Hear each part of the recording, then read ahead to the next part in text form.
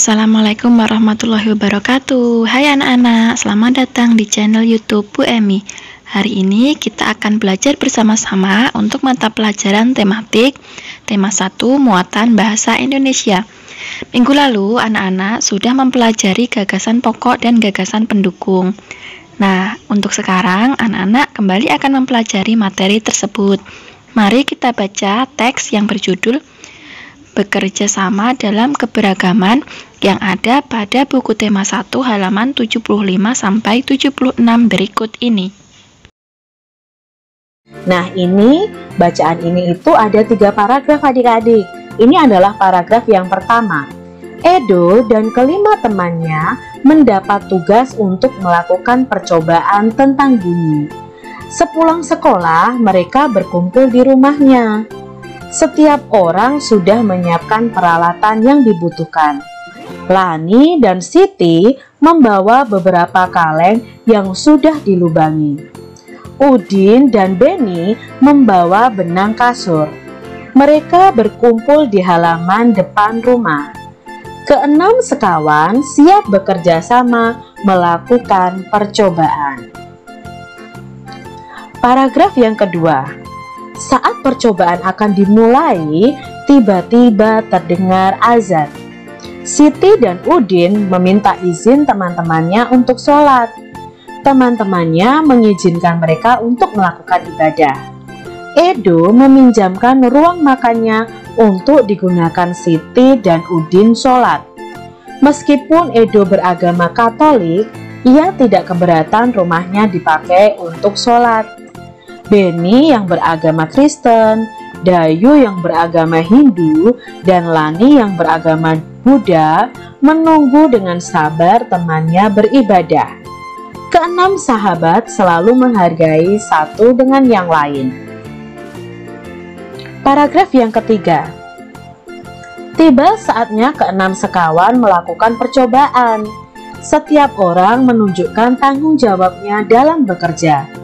Tidak ada satupun di antara mereka yang duduk diam atau memberi perintah saja. Semuanya ikut bagian dalam percobaan.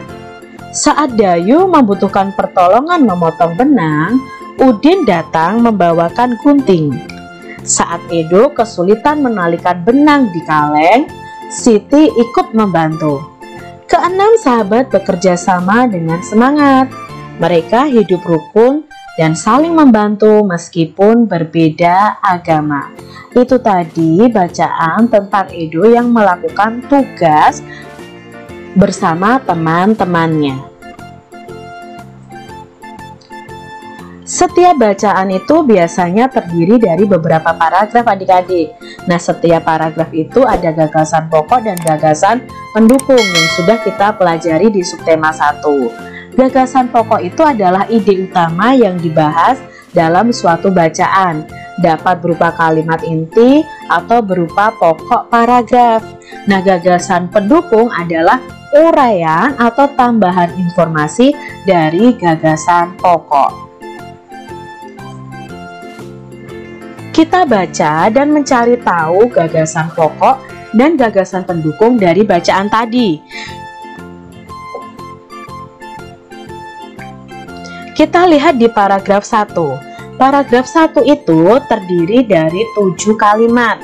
Nah, kita akan mencari tahu kalimat mana yang gagasan pokok dan kalimat mana yang gagasan pendukung. Kalimat pertama, Edo dan kelima temannya mendapat tugas untuk melakukan percobaan tentang bunyi.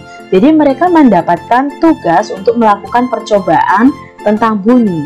Lalu kalimat yang kedua itu dijelaskan mereka akan berkumpul di rumah Edo sepulang sekolah.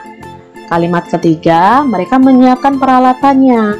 Kalimat keempat diuraikan, Lani Siti membawa kaleng. Kalimat kelima, Udin dan Beni membawa benang kasur.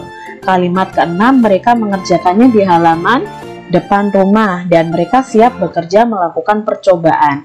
Nah, dari kalimat-kalimat ini kita tahu bahwa kalimat nomor 2 sampai nomor 7 ini menjelaskan tentang kalimat pertama, yaitu tugas untuk melakukan percobaan tentang bunyi. Jadi kalimat pertama itu adalah gagasan pokok, kalimat kedua sampai kalimat ketujuh adalah gagasan pendukung. Sekarang kita lihat paragraf 2. Paragraf 2 juga terdiri dari 7 kalimat. Nah, kita akan perhatikan nih, mana yang gagasan pokok, mana yang gagasan pendukung. Yang pertama, saat percobaan akan dimulai, tiba-tiba terdengar azan.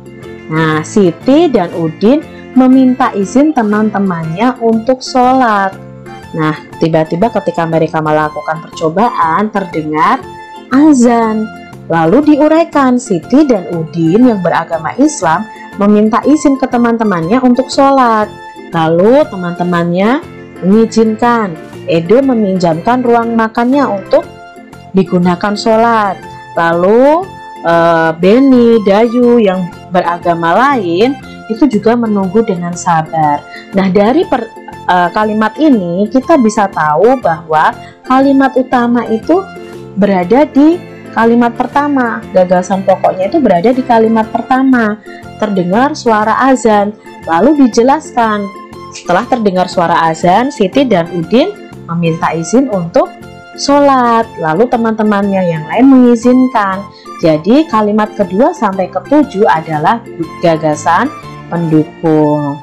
Coba adik-adik untuk paragraf ketiga kalian cari tahu mana yang gagasan pokok, mana yang gagasan pendukung.